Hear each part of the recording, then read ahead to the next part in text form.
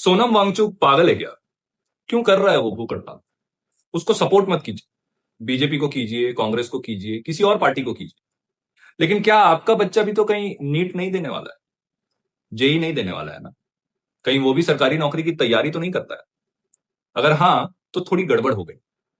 एक बार अपनी पार्टी का झंडा जो है उसको साइड में रखिए, अपने बच्चे की किताब देखिए और खुद से पूछिए कि अगर कल उसका पेपर लीक हो गया, उसके 3-4 साल के दिन रात की मेहनत बर्बाद हो गई, तो जवाब कौन देगा? देश की राजधानी दिल्ली के जंतर मंतर पर इस वक्त जो हो रहा है वो देश के लोकतंत्र और हमारी नैतिकता का सबसे बड़ा तमाचा है उसके ऊपर। एक 59 ईयर्स का बुजुर्ग आदमी सोनम वांगचुक दिल्ली की इस जानलेवा उमस में पिछले 18 दिनों से बिना अन्न के, सिर्फ पानी और नमक के भरोसे अपनी मौत से जंग लड़ रहा। उसका वजन गिर रहा है, शरीर का अंग जवाब दे रहा है, लेकिन उसकी रीढ़ की हड्डी पता नहीं किस एलिमेंट से बनी हुई कि आज भी इस देश के सत्ताधीशों से वो ज्यादा मजबूत है, आम जनता के रीढ़ की हड्डी से ज्यादा मजबूत है, मीडिया के रीढ़ की हड्डी से ज्यादा मजबूत। वो वहां नीट पेपर लीक के खिलाफ और केंद्रीय शिक्षा मंत्री के इस्तीफे की मांग को लेकर आमरण अनशन पर बैठा है।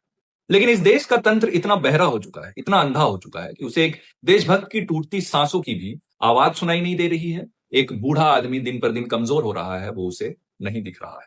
सोनम वांगचुक की डिमांड क्या है? कोई दंगा नहीं, कोई हिंसा नहीं, कोई देश तोड़ने की बात नहीं कर रहा है। वो सवाल सिर्फ इतना पूछ रहा है कि भैया पेपर लीक हुआ है तो जिम्मेदारी तय करो, किसी की तो अकाउंटेबिलिटी होगी, जवाबदेही होगी। कोई तो रिजाइन करेगा, कोई तो आकर कैमरे पर कहेगा कि हाँ भैया सिस्टम फेल हो गया, गलती हो गई, माफ कर दो, हम इसकी जिम्मेदारी लेते हैं। लेकिन इस देश में लगता है जवाबदेही सिर्फ आम आदमी के लिए बची। आपकी ईएमआई लेट हो गई तो आप जिम्मेदार हो, बिजली का बिल ना भरे तो आप जिम्मेदार हो, बच्चा फेल हो गया तो माँ बाप की जिम्मेदारी, लेकिन पेपर लीक हो गया, पुल गिर गया, सड़क टूट गई, ट्रेन एक्सीडेंट हो गया, तब कोई जिम्मेदार है? सबसे शर्मनाक बात तो यह है कि इस देश का आईटी सेल और चंद अंधे भक्त किसी भी पार्टी के इस भूख हड़ताल को देश तोड़ने की साजिश और दंगा भड़काने की कोशिश करार दे रहे हैं। वाह रे देशभक्ति के सर्टिफिकेट बांटने वाले ठेकेदारों, जो लोग सुबह से शाम तक टीवी चैनल के स्टूडियो में बैठकर समाज में नफरत का जहर उगल रहे हैं, 24 घंटे लोगों को आपस में लड़ाने की स्क्रिप्ट लिख रहे हैं। वो तो तुम्हारी नजर में महान देशभक्त और राष्ट्रवादी हैं, लेकिन इंसान जो शांति से गांधीवादी रास्ते पर बैठकर हमारे बच्चों के हक के लिए अपनी जान दांव पर लगा रहा है, उसे तुम जो है वो देशद्रोही कह रहे हो। क्या भूख हड़ताल करना भी देशद्रोह है? क्या जवाब मांगना दंगा भड़काना है?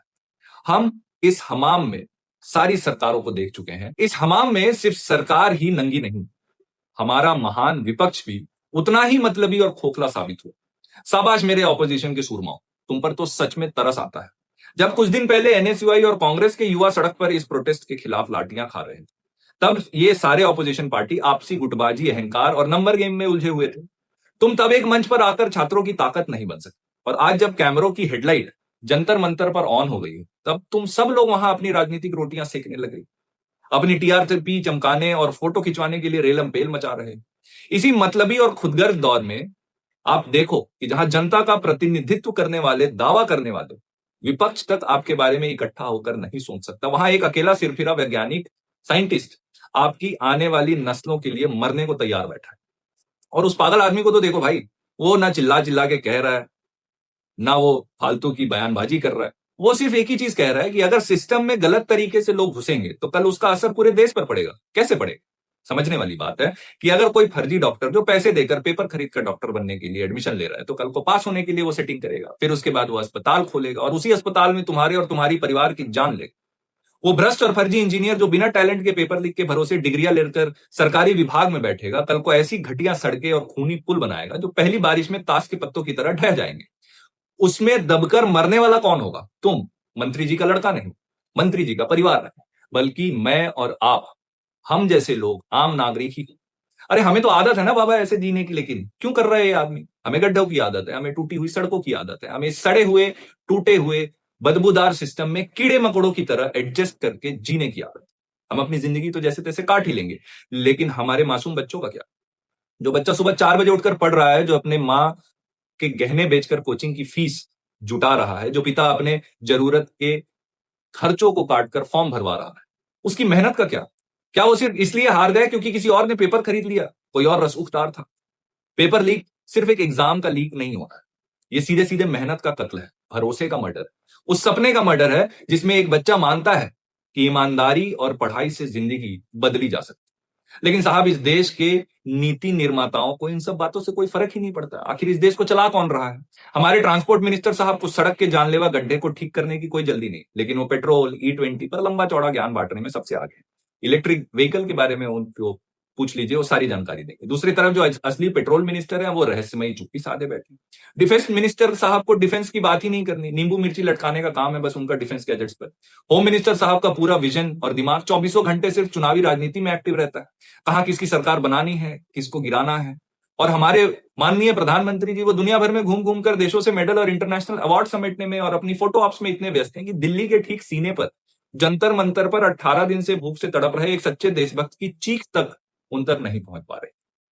जब देश के सबसे शीर्ष पदों पर बैठे लोगों की प्राथमिकताएं सिर्फ चुनाव जीतना और मेडल बटोरना हो, तो साफ है कि यह देश किसी विजन से नहीं चल रहा है, बल्कि सिर्फ और सिर्फ राम भरोसे चल रहा है। और राम के नाम पर चंदा खाना भी तो एक काम हो गया है ना इस देश में। सबसे खतरनाक बात यह है कि हम इस सबको नॉर्मल मान लेते हैं। पेपर लीक हुआ तो इंक्वायरी अनाउंस कर दो, प्रोटेस्ट हुआ तो बैरिकेड लगा दो, पुलिस को खड़ा कर दो, सवाल उठा तो पहले उसकी विचारधारा पूछो कि तू कम्युनिस्ट है क्या, तू देशद्रोही है क्या, कैसे सवाल पूछ रहा है, उसे देशद्रोही कह देना और फिर अगले मुद्दे पर बढ़ जा। इस बार मुद्दा थोड़ा जिंदा रखो, या किसी एक राजनीतिक दल के खिलाफ कोई व्यक्तिगत नफरत तो हम फैला नहीं रहे, या इस सड़े हुए संवेदनहीन और बहरे सिस्टम के खिलाफ एक आम नागरिक की बेबस चीख ही तो है। आज अगर आप अपनी अंधभक्ति या अपनी सुस्ती की वजह से चुप बैठे रहे, तो मेरी यह कड़वी बात आप हमेशा याद रखें कि जब जब पेपर लीक होगा तो नुकसान सिर्फ और सिर्फ आपके बच्चे का।